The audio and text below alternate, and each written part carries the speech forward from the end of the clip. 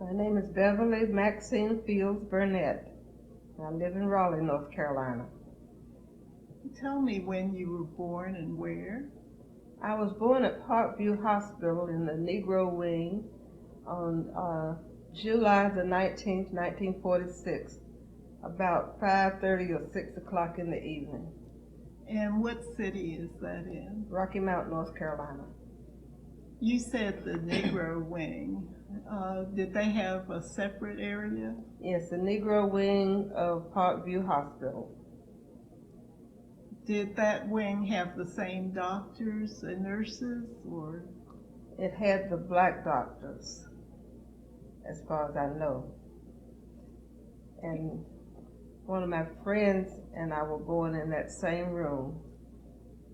I was 6 hours older than she. Each of us were born without a doctor present. The nurse delivered you? Nobody delivered us. You came fast. My mother said that because Mrs. Miller had had some toxemia and was placed in the hospital, when it came time for me to be born, they were afraid that something may go wrong, and so my mother went to the hospital to have my birth. And so around 5:30 or 6 o'clock, she was having pains, and she called the nurse and said, "It's time." And they said, "Oh no." They came and said, "Oh no, you're not ready." By the time the nurse got back to the nurse's station, my mother said she had put some towels down and I was born. And then she got on the bell and rang for them to come. And then at about 12 o'clock midnight, and at that time, your sister, your aunt, my aunt, and Carol's sister, Carol's aunt, were with their sisters in the hospital overnight, staying with their prospective sisters. So they said about 12 midnight they heard a baby crying, and they thought it was me down the hall. But they looked under the cover, and Carol, who wasn't supposed to be born till September, was born on the 20th of July, 6 hours after I was born. And there she was. My mother was sedated anyway. She had been born without anyone present. So two babies born in the same room, 6 hours apart, with no doctor present. Were there African American doctors? Yes. At that time? My mother was treated by Dr. Armstrong, and I guess Carol was as well. Did you have a separate entrance for that hospital for African Americans? I think they did. Sometime around 1970, they moved the hospital away from the location where it was and moved it just on the edge of town, right off of US 64, like you're going west on 64, whereas it had been pretty much in the middle of town. What are the names of your parents? My mother is Alice Cornelia McIntyre Fields, and my father, Max Joseph Fields. My father was born in Asheville, North Carolina. My mother was born in Rocky Mount. When were they born? My mother, Alice, was born December 5th, 1906. And my father, Max Joseph Fields, was born March 29th, 1924. She always said she was about 10 years older. But I found the marriage certificate on in my genealogical research, and she was really a lot more than 10 years. But they didn't seem to matter with them. How did they meet? Well, my mother says she and her friend Ellen were just window shopping in downtown Rocky Mount, and they stopped at Kenny's store to look at shoes. And these tall, good-looking men walked up and said, "I like that pair."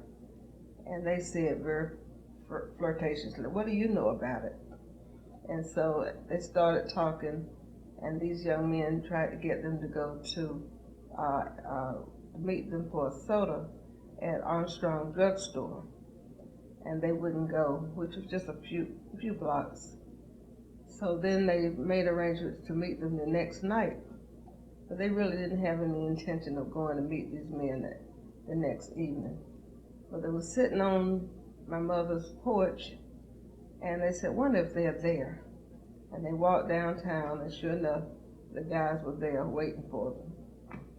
That was in September, late September 1942, and my mother and father got married December 26, 1942, from September to December. And her family was from Asheville area? His family was from His Asheville. family was from Asheville. Her family died in the wool, eastern North Carolina. And how far back can you go with your heritage? Well, on my mother's side, my mother's father was from the Wilmington area, Wilmington, North Carolina. And his father had been a slave, and when the call came for folks to join the U.S. colored troops, when Lincoln called for them to run from the enslaved places where they lived, he was one of those that went and joined.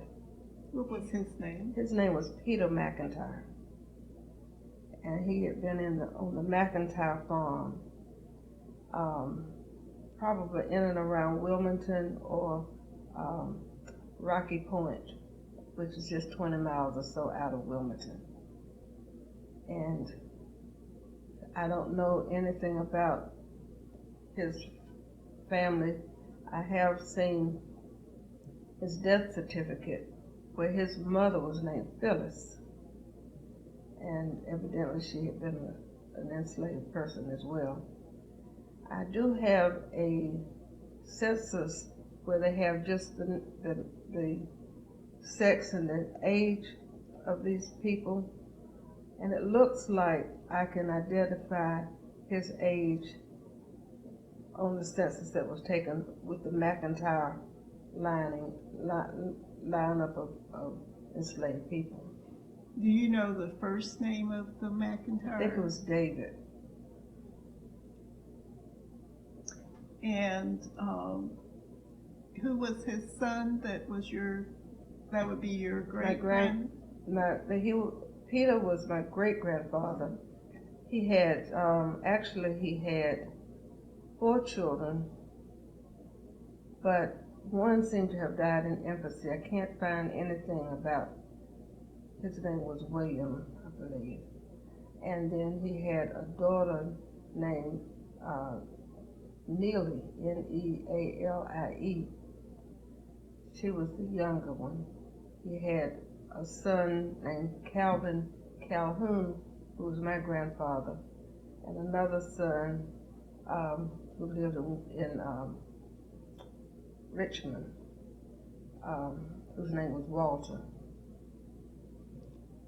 And do you know when Calhoun was born? I think it was 1872. And did he live in Wilmington?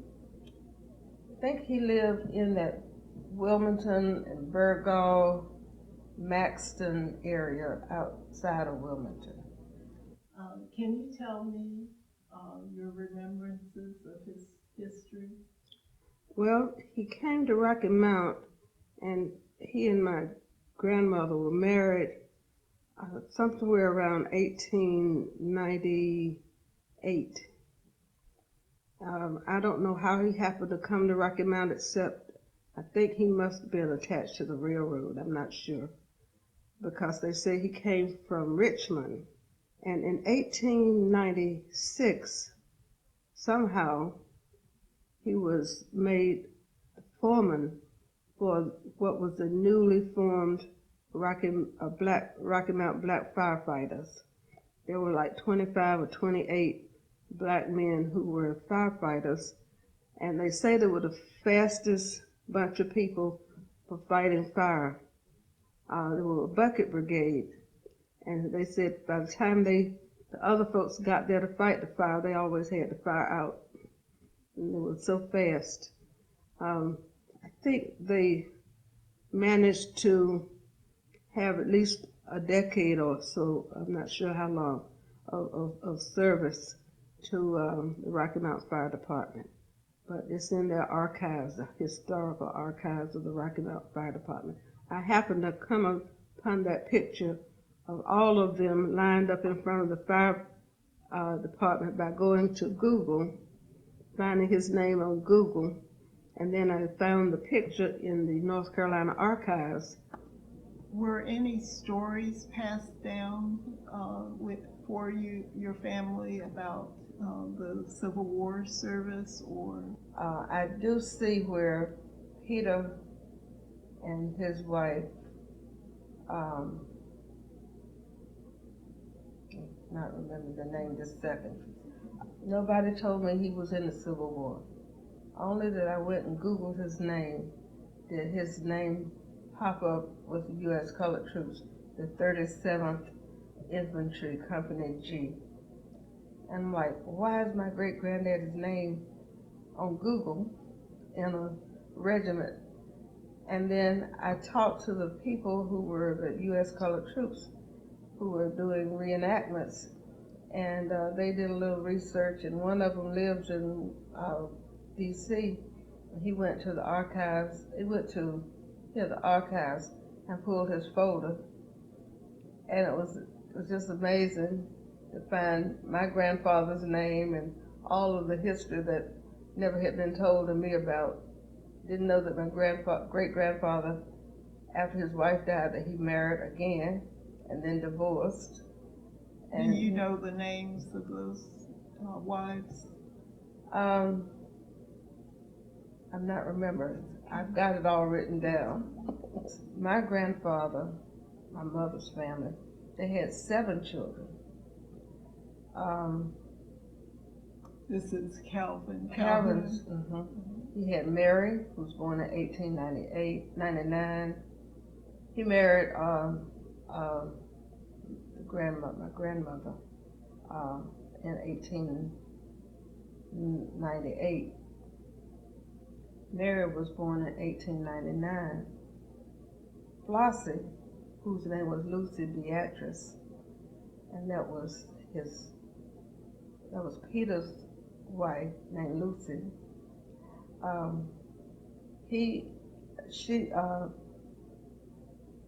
Flossie, we always called her, people didn't know her name was Flossie till she died, and I put her real name in the obituary. Flossie was born in 1901, and then there was one called the boy, whose name was James, and then there was Gertrude. Alice was my mother, and then Ballard, Ballard. Ballard died when she was about 8. James, which they called the boy, died when he was about 15 or 16. And Gertrude also died when she was about 19. So of the 7 children, only 4 grew to old age. And where did they live? Lived in Rocky Mount at 500 Gay Street. And they lived there with the grandmother, who had also been an enslaved person. Her name was Mary Farrah. Mary Lewis Blunt Farrah. Blunt was a man she married after slavery, and he was my grandmother's father. And then he died. I've been trying to find what happened to him. I can't find any records. Then she married a Farrow, Farrow. We always spelled it Farrar till I saw the marriage certificate and found out his name was Farrow. And then I think he died. And Mary Louise Blunt Farrow ended up moving in with the McIntyre family.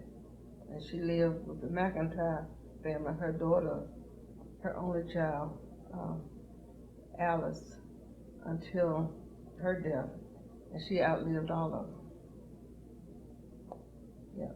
My grandmother died around 1922, and their father, her husband, Calvin Calhoun, I don't know why they always had that Calvin, C.C. McIntyre, he died in 1930. And all the children were still living there, they were grown.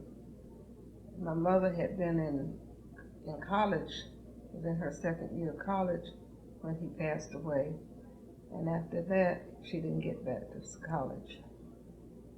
But Mary had gone to NCCU, North Carolina College for Negroes, and they always said she was a bit peculiar. She didn't like being away from home. But Flossie, Lucy Beatrice McIntyre, she was the second oldest. She went to Shaw University, and she enrolled in Shaw in 1919. And she finished in 1923. That's quite amazing that they went to college, isn't it? Yes. Is there some stories about your family around the subject of education, about why they were pursuing? My grandfather, C.C. McIntyre, I have a series of Shakespeare books, and he's written his name in every one of them. It's like 25 or 30 of them. Each of the plays, little red books, and they were copyrighted in 1901. And he was just for education. And the home that you grew up in? 500 Gay Street. Right across the street was Lincoln School. In the early days when I was growing up, there was a little wooden schoolhouse that still sat on the property, right on the edge of a ditch. And now the ditch has been filled in, although still one part of it you can still see the ditch, but the part that goes around what was the school yard is now filled in and covered over. I'm sure the pipes are running through there. But that was a kind of quaint little place. And somewhere I've got a picture of that school and people standing out, the teachers and the kids posed for a picture. But across the street to my left, we were on the corner of Gay and Grace. In the 1950s, there was a little wood yard, Daltridge Wood Yard, and Mr. Daltridge and his son ran it, white folks. And when they parked their car right beside a sidewalk on Grace Street, and we could look out our bedroom window and see the car.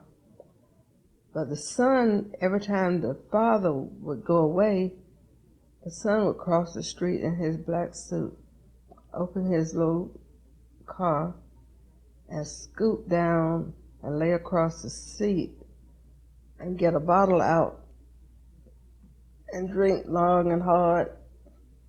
And then he would sit back up and walk across the street and unlock the door and go back into the wood yard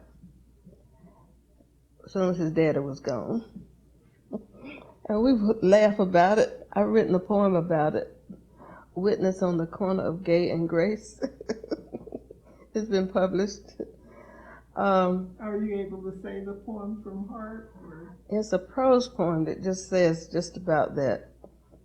Two little girls looking out their window, and after he's gone, we say, "Mama, he's drinking out of that bottle again." So that's basically it. He never knew anybody was looking at him between the curtains out of that window. So that's one of those memories. Behind our house was the China American tobacco factory. On another side where the wood yard is, there was a Rocky Mount cord mill. After the wood yard was no longer there, the cord mill built another building to it. So the cord mill was then on both sides of the street on Grace and Gay.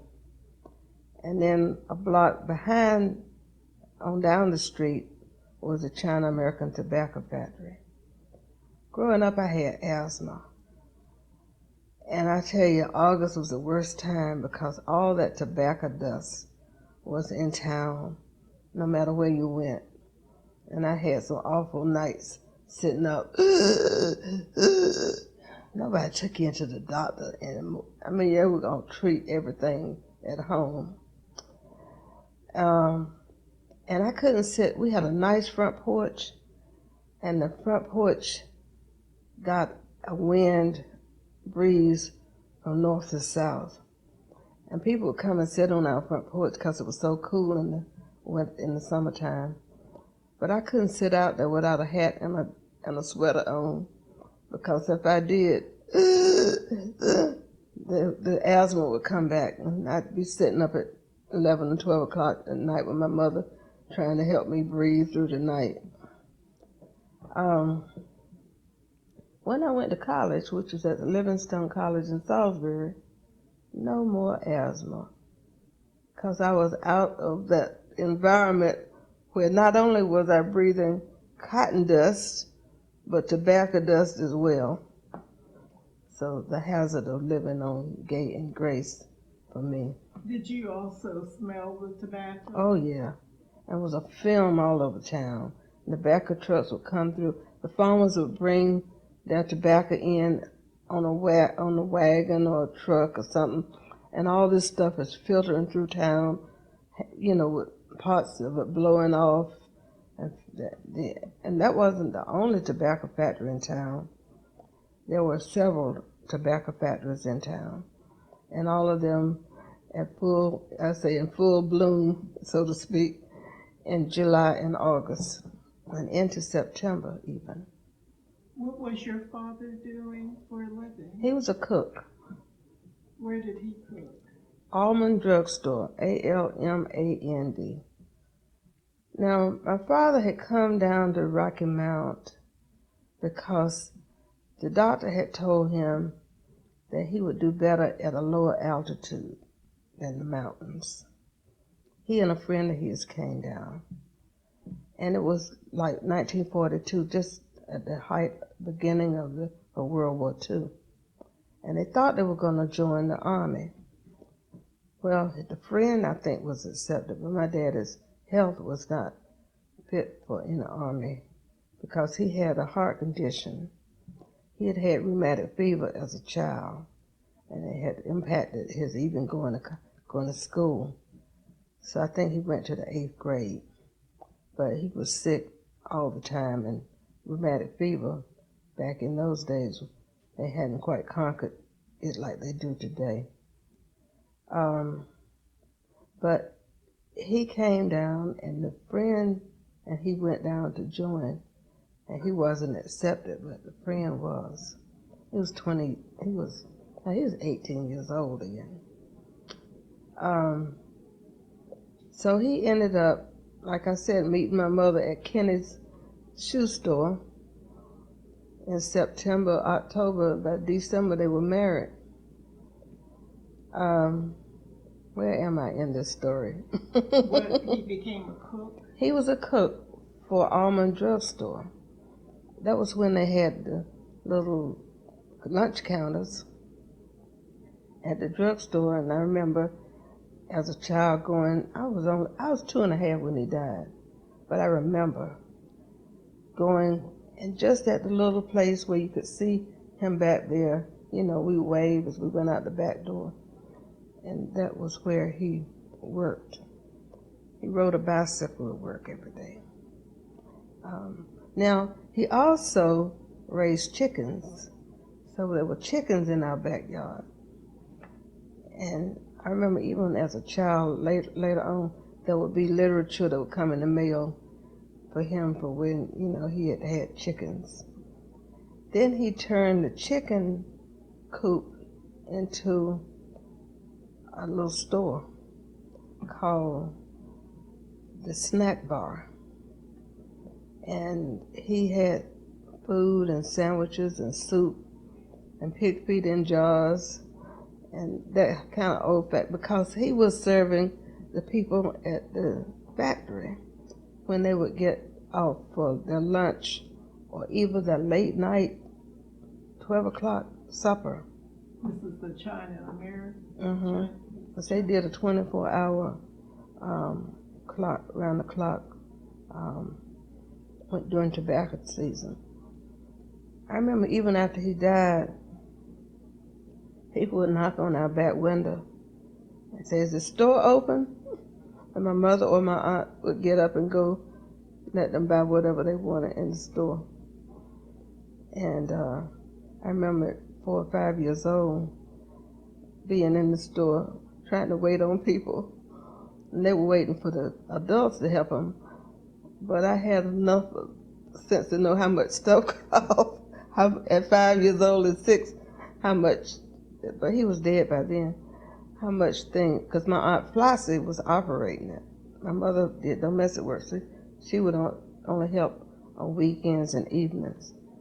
But how big was this store? it was like a garage? Size of this, like a garage. A 1-car garage? Maybe a 2-car garage. About as big as the square. This room is square. Mm-hmm. Just so a square. 1-car, mm-hmm. A 2-car garage. Mm-hmm. And it had 2 counters. One counter was where the cookies were and the pig feet. Another counter had cold cuts, bologna, lunch meat, stuff like that. And about once a day they would make a thing of soup. They could serve hot soup. And they had in there where you could roll the cigarettes. You buy the paper and roll the cigarette tobacco. But I remember somebody came one day and they wanted something. And I said, "It's 12 cents. Well, it had gone up 2 cents. And they were trying to give me a dime. But I was protesting because I knew it was 12 cents. And they didn't want me to get a grown-up because they wanted to buy it for 10 cents. But I was sticking to the 12 cents. I couldn't have been more than 6 or 7. But anytime we went in and wanted anything, we didn't get it for free. We paid ourselves. My mother. In the store. Mm-hmm, yeah. Did the store have a name? It's called the Snack Bar. And it was in your like in our backyard, which is right there by the street. Originally, it was a chicken coop. He somehow turned it into, renovated it to where it became a store. Did it have windows? Yeah, I think it had two windows, and they had 2 doors, because one door was on the street side and another door was on our property side. We could go in. So people would knock on the window 12 o'clock at night of your house. of our house, and they knew where we slept. They knock on the window. Can I get something from the store? And it would be their midnight supper hour. And my mother or my aunt would get up. How long did they operate that after you? They operated it till I was in the 2nd grade. About what year would that be? That would have been 1953, 54. And when did your father pass? He died in 48. I was born in 46. So I was almost 2 and a half. He died in November. I was 2 that July. So from July to November, what's that? 4 months. And was it due to his heart condition? At some point, the doctor said he had 6 months to live. But my mother said, he said, oh no, I'm not going to die. I got 2 little girls. My sister was 8 months old. I had 2 little girls to live for. So we would have, I remember us taking these walks around the block. With your father? Mm-hmm. And we would take a nap because he would need a nap at some point when he was home in the afternoon.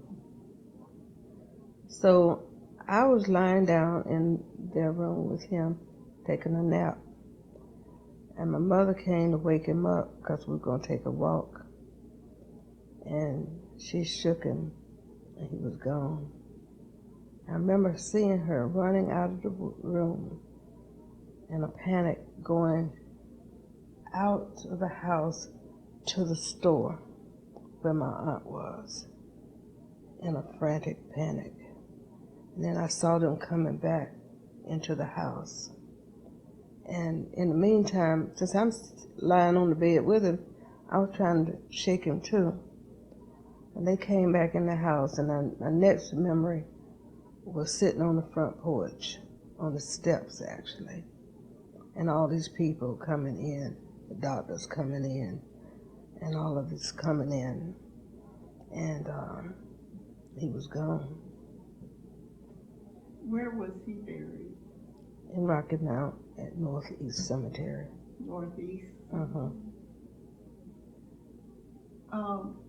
For at Allman's drugstore, were African Americans served there? You could buy your prescription and buy your little whatever, but you could not sit down at that lunch counter.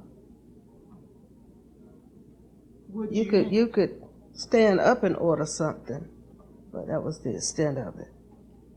Could African Americans go in the front door? Yes, you could go. The front door was on Main Street. Now the back door was on Howard Street. And Howard was just the back. But when we would go in, we would go in and see him back there cooking. And we'd go past. I just remember going past and waving, and then we'd go to the front of it, and if we wanted to order something, we'd order from the front. Or if we wanted anything else, if they had just, pharmaceutical things, like any drugstore would have. About how many seats would you say were on that counter? 6 or 8, maybe. And what else was your mother a homemaker? She did domestic work. Mm-hmm. Do you know any of the families that she worked for? She worked for Henry Gregory. Henry Gregory has still, the house that she worked at is still there. It's a big old house with a huge brick wall around it on Old Falls Road. Right down, you go farther down and you're at the mill. So I remember not being able to see over that wall for, for years, of course. Um, Mr. Gregory and his wife, well, Mr. Gregory owned Wembley and Gregory, it was First Federal Savings and Loan, like a savings and loan bank. And I remember my mother saying that he would come home, and he came home one day and was upset that his children only had 3 pairs of shoes. And he was rich enough for them to have more shoes, and he thought they ought to have more shoes. Well, you know, children are outgrowing their shoes every 4 or 5 months. But he wanted to make sure, I don't know if he grew up poor or what, but he wanted his children to have more than that change of shoes. That's one thing I remember her saying. Mr. Gregg was not a happy kind of man. He was more disgruntled. But I remember when I was 13, I was doing the newspaper for my for 8th grade. I guess 7th and 8th grade. We had a weekly thing in the newspaper called the Lincoln Roundup, and I would write the news for that.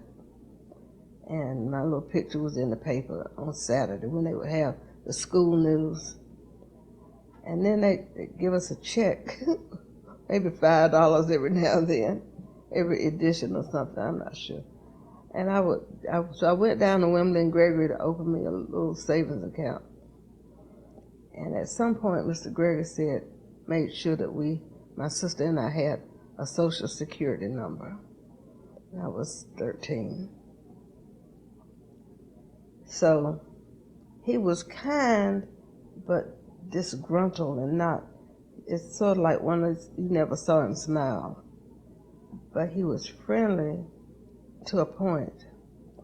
And my mother said, one day he asked her, he said, I'm thinking about developing a housing area for black people. He said, you think anybody you know would buy any of these the little houses were really little. Lincoln Park now, that's what he was developing. And she said, yeah, I know some people. So he developed Lincoln Park, which is still in Rocky Mount. The houses got bigger as it went along. But those first little houses were like 1 and 2 bedroom houses with really small living rooms and all that. So she gave the nod in approval for that. But Mr. Gregory had about 4 children, I believe. 2 girls and 2 boys. And one of the boys was something kind of, you know how something was wrong with him. I don't know what the condition was. But the girls, the oldest girl, I'm friends with her now on Facebook, Sue Gregory Anderson. She lives in Hillsborough. And one day I think once I found her on Facebook and we started talking, and she said, let's have lunch. And so I don't know how old she is. She's got to be in her 80s. But she wanted to have lunch with me and talk about old times and how they loved my mother. So when Mr. Gregory died, must have been in the 90s, my oldest daughter, Tara, and I went they had a private funeral. So we went to the house afterwards. I think that was the first time I ever knew I went inside that gate. So when we got there, those people had a fit. Oh my God, this is the daughter of the woman who raised us. And that mama sitting there. My mama raised them. That was a new concept for me, that my mother worked for them, but I didn't think they thought she raised them. And each of them singularly took me to the living room and told me how they were my mother's favorite child. You know, your mother, nobody believed in me, and your mother helped me, And you know, it was on like that. My mother had been her saving grace. So in the 1960s, we were starting to hear about sit-ins, and when I was 16, they started teaching us how to demonstrate and walk up and down the sidewalk with signs. And I was 16, and I couldn't figure out how these women let us go and do that, because we were so sheltered till, they didn't stop us, we would go to the meetings and sing the songs, and all of it was through the church anyway. Which church did you go to? Mount Zion Baptist, which my great-grandmother was a founding member, right on Thomas Street in Rocky Mount. Who was the founding member? Mary Farrah, great-grandmother. So, in fact, in 1961, I was in the 10th grade, and that's when Martin Luther King came to our high school. They just celebrated that at NC State about 2 years ago now. They had said that day, Miss Batts was my,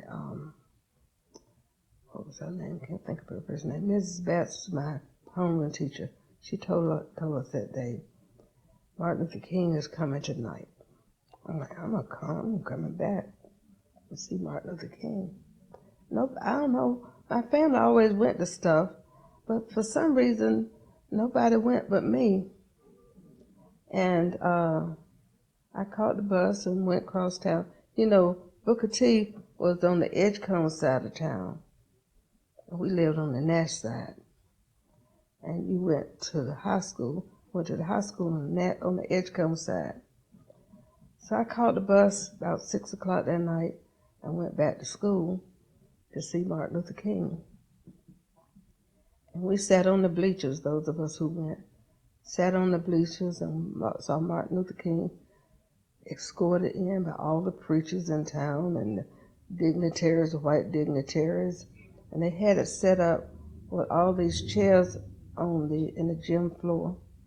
And I just sat there and saw them bring in all these white kids from Rocky Mount Senior High and sit them on the floor.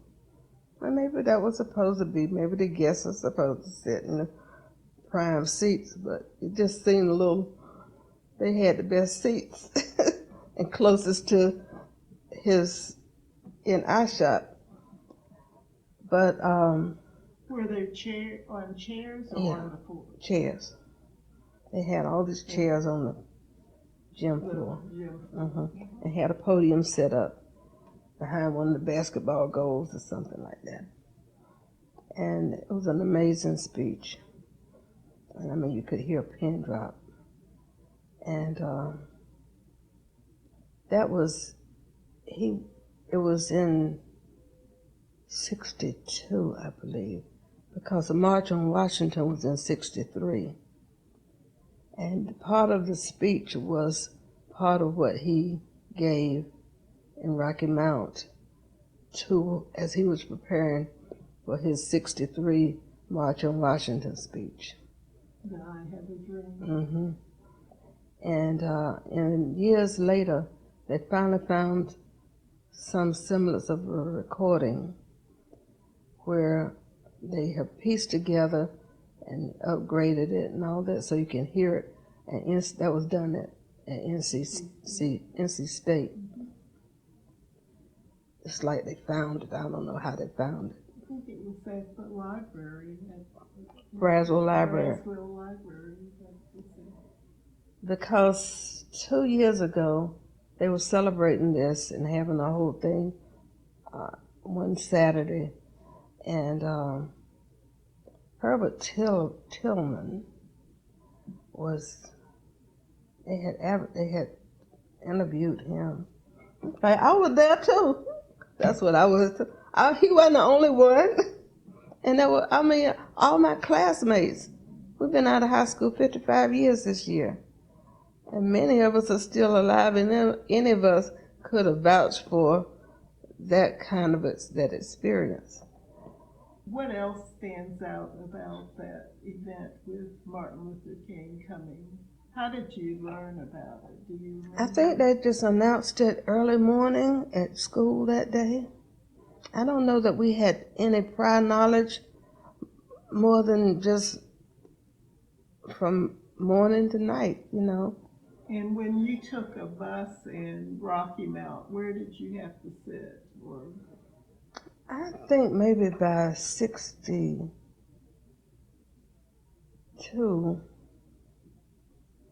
I don't know. I just remember as a little girl having, because that was one of the first words you learn. You see the words that you're supposed to seat from the back, white seat from the front. It was labeled in the bus? Mm-hmm. And I think any child growing up in the 50s, those are some of the first signs you learn. You learn the right words. Colored women, white women, black men, white men. And you had 4 bathrooms so that everybody knew which bathroom to go in. And you learn as a child what your bathroom was, which one was for you. Where was Same thing with the water fountains, black and white, colored. What store or place had 4 bathrooms? Crest, Charles Store, Belk's, any place where there was a public bathroom had 4 bathrooms. Did your mother speak of where she had to use the bathroom and the home she worked in? There was a bathroom off from the kitchen. It was her bathroom. And she wasn't allowed to use theirs? Or do you know? I don't know if it was like that, but hers was signaled out where to help, My mother worked mostly for rich white people. Only one time did she work for a beautician who had a thriving business. And the man who was the janitor at the Presbyterian Church downtown on Church Street and Sunset. The church is still there. Can't remember his name. I was trying to think of his name earlier. He would be out there when she was walking to work, crossing the tracks, going on the east side, the Edgecombe side, to be the maid for this white woman who was a working woman who had her own beauty parlor, beauty salon. And she said he told her, "It hurts my heart to see you walking to those people to work." Because, you were almost honored by where you worked. If you worked for rich white people, it was more of an honor, if you want to call it an honor, than you working for a poor group of people who didn't have the class that other folks had. So. And you say she walked. Did your family ever have a car? No men in the family. My uncle always rode a bicycle. I remember when I lived in Kinston, and my aunt, he was married to a woman named Lassie. So I had an Aunt Lassie and an Aunt Flossie. Aunt Lassie was a heavy woman who was an amazing cook. She was the caterer. She worked for a caterer named Mrs. Newby. So she was Mrs. Newby's main person. and they served all the country club parties and everything. And just like in the help, all the other maids were called on to be the help at the country club, because Miss Newby would hire them to help with catering. Summer I was 16, and they were teaching us how to demonstrate and how the boys could protect us if anybody tried to hit us, and how to stay on the sidewalk and don't get over into the properties of the Ivy Room was where we were demonstrating, walking with the signs. And I didn't understand, even now don't understand how those old people I lived with let us go and do it, because we were so protected, you know. But I guess they knew that if anybody was going to do it, it was going to be the young people, because they were working for white people. They couldn't be out there. And Mama said the day we were demonstrating at the Ivy Room down on Church Street, Mr. Gravely, who owned China American Tobacco Factory behind our house, where my uncle worked and where she worked in his house every day, and whose Mr. Gravely's wife, her daddy owned the Rocky Mount Corn Mill right across the street here. So I was living on the plantation with my mama working and my uncle working and everybody working for people who were the owners. Mama said Mr. Gravely came home that day and said, well, they out there marching up and down Church Street, demonstrating at the Ivy Room. And Mama said, she said to herself, yeah, because I got two out there. But she just said that to herself. But she was complicit in the demonstration, and had children out there doing the work. Where was the training? Where did the training take place? At Mount Zion Church, and maybe St. James Baptist. We go sing the freedom songs, you know, various meetings they were having. Was it filled? Oh, yes. With adults and children? And children, mm-hmm. Yeah. Were there other speakers coming to the church? I remember McKissick came, my father McKissick came, and some others. I never heard anything about the peanut mill or the cotton mill, except that they would say that their grandmother was a slave at Stonewall, and that there were probably graves somewhere in the property. I never knew anybody who worked at that mill, the cotton mill. In fact, I was surprised even to have that history, because I never had seen or heard anybody who worked at that mill.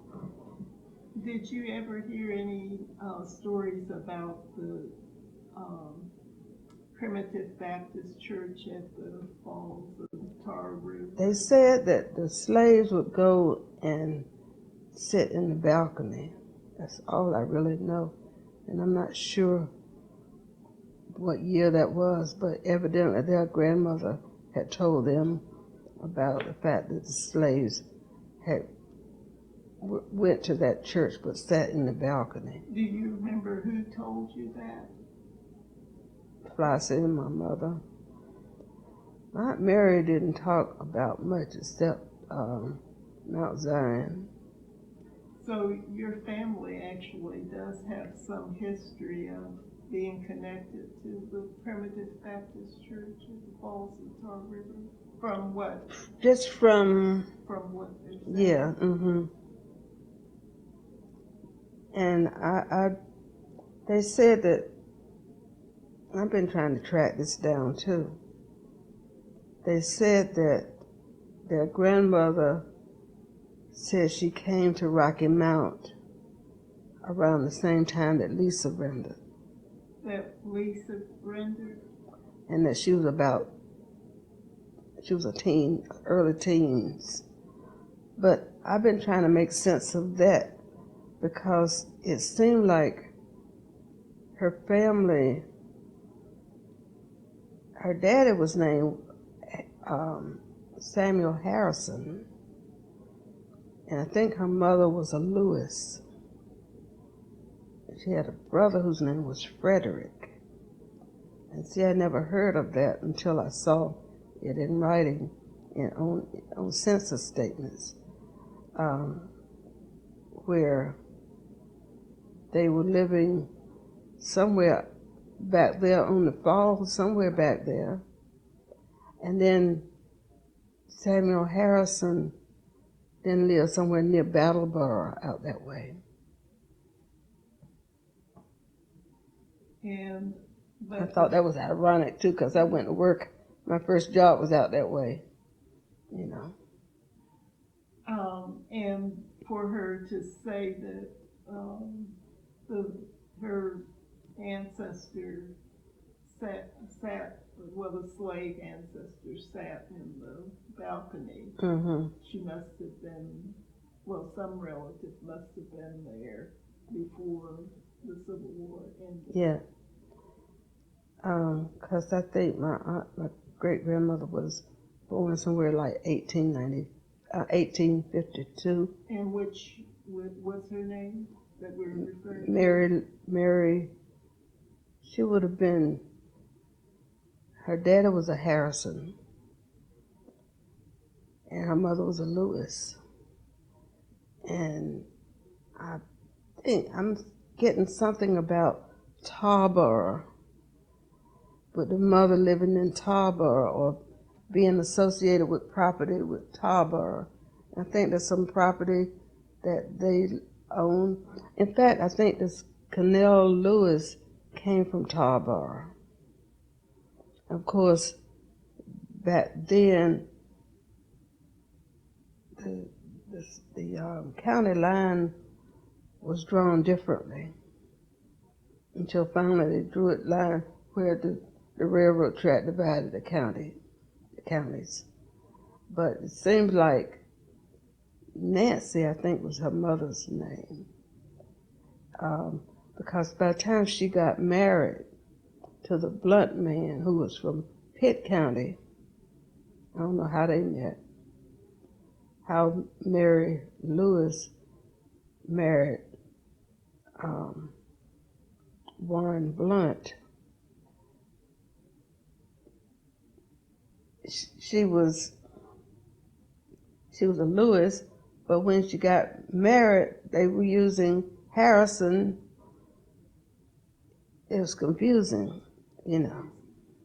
We're talking about the church, and I look up there and I see that church still standing up there. I think it's the same one. Of the church. Mm-hmm. Yeah, it's up on that hill. Yeah. Right after the bridge. They always just said that they said their grandmother. They would say our grandmother was a slave at Stonewall, and that there were probably slave graves back there. And before it kind of got closed off, and then I felt insulted that they went and built all these modern houses back there. I felt like they were trespassing on on another kind of hallowed ground, old-fashioned, old. They didn't need to put all those modern houses back there. Just, well, what do I know? It's not my property. When you graduated, you said you ended up going to Whitaker's in that area. What took you to that area? Well, I was in D.C. looking for a job in social work. Why in D.C.? Well, my aunt, Lassie, who was always the mastermind of everything, I had a cousin, first cousin on my daddy's side. First cousin, because there were no cousins on my mama's side. My first cousin lived in D.C. So they were young, he and his wife didn't have children. So I got in touch with them about coming, and they were going to help me look for a job. So I was trying to get out of Rocky Mount. And so I was up there about 2 weeks, and his wife taught school, and he worked for the federal government. And they were riding me around all D.C. and Maryland. And then they called me and said, Mr. Harper is hiring teachers and needs somebody right now. It was just about the middle of August, and I was in my second week of being in D.C. And so I came right on back just before the end of August, called Mr. Harper, had a little 10-minute interview, and he said, come to work tomorrow, because that's when teachers were coming in. It's like the last few days of August. And there I was back in Rocky Mount. And there were 5 of us brand new teachers. There was 2 girls and 3 guys. When I first got there, it was Short Holloway, Marvin Johnson, who went to Central as well with Norman, and Laverne Hawkins, who also went to Central, and me, and I. And then later on, Norman came within the first month. And that's Norman Burnette? Burnette, And there were 5 of us, like we were best friends. And the men had cars. Laverne and I didn't have a car, so we were riding with them every day. There was a pickup of everybody, and we're going out to Swift Creek, out just beyond what is now Interstate 95. And we'd go out there, and we were the 5 young teachers, and that's how I got back. What was the name of the school? Swift Creek School. It was 1st through 12th grade. The first month or so, I was teaching 7th grade. Holloway was teaching 8th grade. I think Marvin Johnson was teaching 8th grade too. And Laverne was teaching 3rd grade. But she had been a German major. And she was teaching 3rd grade. Holloway was a history major. He was teaching 8th grade. I was a social work major, teaching 7th grade. And when Norman came, because the guy who had left, he was teaching 3rd grade. And 3rd grade was right across the street, across the hall from my 7th grade classroom. And so Norman and I could talk every now and then.